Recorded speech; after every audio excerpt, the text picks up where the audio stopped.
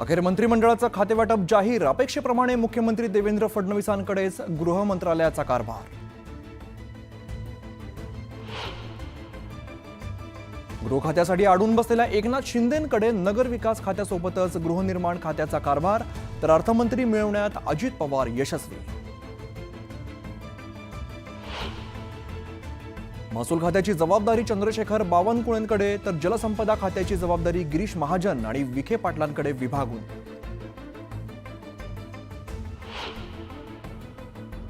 उदय सामंत, चंद्रकांत पाटील, हसन मुश्रीफ आणि आदिती तटकरेंकडील खाती कायम। उदय सामंतांकडे उद्योग, चंद्रकांत पाटलांकडे उच्च व तंत्र शिक्षण, तर मुश्रीफांकडे वैद्यकीय शिक्षण, तटकरेंकडे महिला व बालकल्याण विभाग।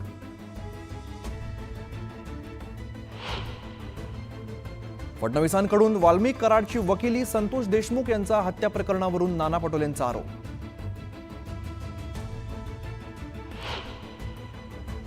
अधिवेशन संपताच मसाजोगमध्ये देशमुख कुटुंबियांची अजितदादांनी घेतली भेट।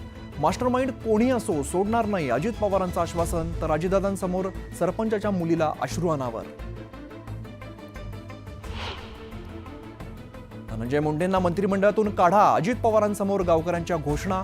अजितदादांच्या भेटीनंतर गावकरी आक्रमक।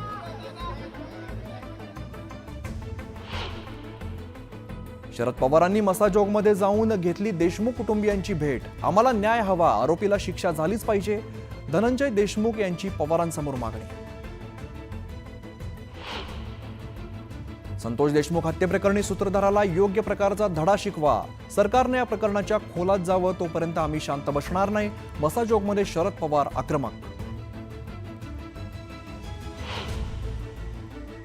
मसाजोगनंतर शरद पवार परभणीत, सोमनाथ सूर्यवंशींच्या कुटुंबियांची घेतली भेट। दोषींवरती कठोर कारवाईसाठी प्रयत्न करणार असल्याचं आश्वासन।